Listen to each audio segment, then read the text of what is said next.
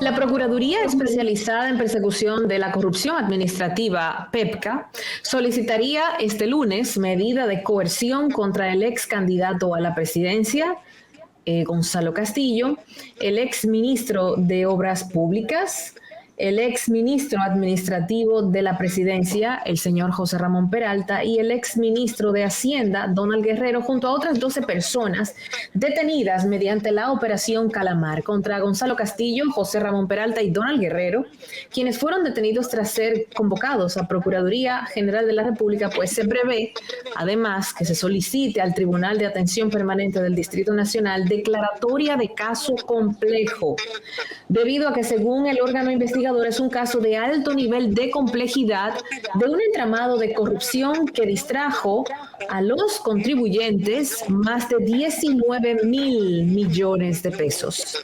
Vamos a recibir a Francisco Álvarez para ver los detalles de estas órdenes de arresto, cómo se procesan, cuándo se ejecutan. Ya tenemos a Francisco aquí con nosotros. Bienvenido, esto no tiene nombre. Un placer estar aquí con ustedes. Francisco, estamos viendo más de lo mismo en el actuar del Ministerio Público en cuanto al proceder con los imputados a la hora de detenerlos para iniciar un proceso. ¿Es obligatorio ir a tocarle la puerta a su casa a una persona que es investigada, en este caso más todavía, porque casi todos los que hoy están detenidos bajo investigación, creo que son 14 o 15, todos sabían desde el día 1 que estaban siendo investigados, Donald Guerrero, Gonzalo, José Ramón Peralta, etcétera? O sea, no era suficiente con convocarlos con sus abogados ante la fiscalía y dejarlos detenidos. ¿Por qué hay que ir a buscarlos a su casa? ¿Por qué hay que ir de noche? Tu opinión sobre este procedimiento. ¿Es normal? ¿Ocurre en otras partes del mundo? ¿Qué pasa?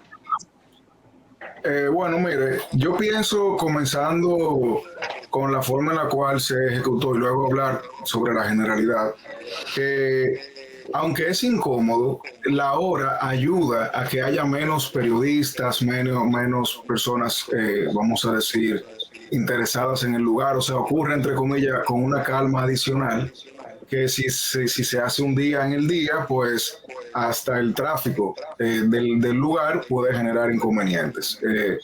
Yo sí creo que obviamente es más traumático, así como los temblores se sienten más de noche porque la gente está acotada y cuando está en el día la gente no se da cuenta. Yo pienso al final que si me ponen a elegir a redactar un manual de cómo ejecutar ese tipo de órdenes, yo diría que cuando son de este nivel, en esas horas es probable que se reserve mucho más la integridad de los involucrados. Incluso los pocos videos que se han filtrado de momentos de esos son grabados por personas vinculadas al individuo que fueron a buscar. Claro. Porque la gente estaba durmiendo. O sea, muy pocas personas entendían lo que estaba sucediendo.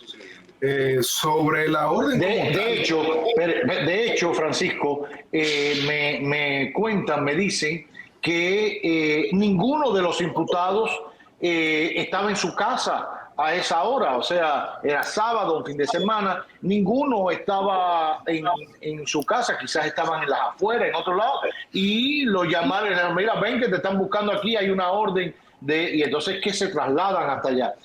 Insisto en esto porque, vuelvo y digo, no es un caso que estaba en investigación oculta o secreta, sino que estaba a los ojos de todos, de la opinión pública. Incluso se habían dado situaciones a lo interno del Ministerio Público que habían obligado a la magistrada Miriam Germán, procuradora, a obligar a que le entregaran documentos que habían exigido la parte investigada, ni siquiera imputada, la parte investigada. O sea, que se conocía sobremanera. Obligatoriamente, y yo te entiendo perfectamente, de hacerlo un sábado en la noche, no hay tanta prensa, etcétera, ya también va siendo relativo, porque independientemente de lo que hayan publicado los familiares, los vecinos todos lo publicaron, todo el mundo tiene un celular, todo el mundo se cree periodista, todo el mundo publica todo, entonces nada se puede hacer oscuro, lo puedes hacer a las 4 de la mañana y va a tener la misma resonancia y repercusión que lo haga a las 8, que lo haga un lunes o lo haga un domingo. Digo, no hay otros procedimientos para detener a una persona que está siendo investigada y que ya estás imputando de una serie de cargos. Claro que sí, incluso, y eso es algo que nosotros lo hemos repetido mucho en el programa, el arresto es algo demasiado excepcional.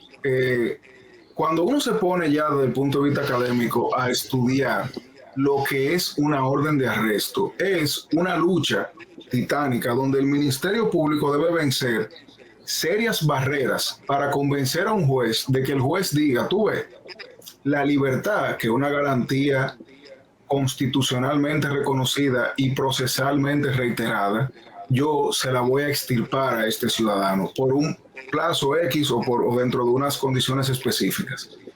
Y luego dice en su documento, en esa decisión, por tal y tal y tal y tal razón, al ciudadano fulano de tal, te autoriza un Ministerio Público que lo vaya y lo busque y lo apreses.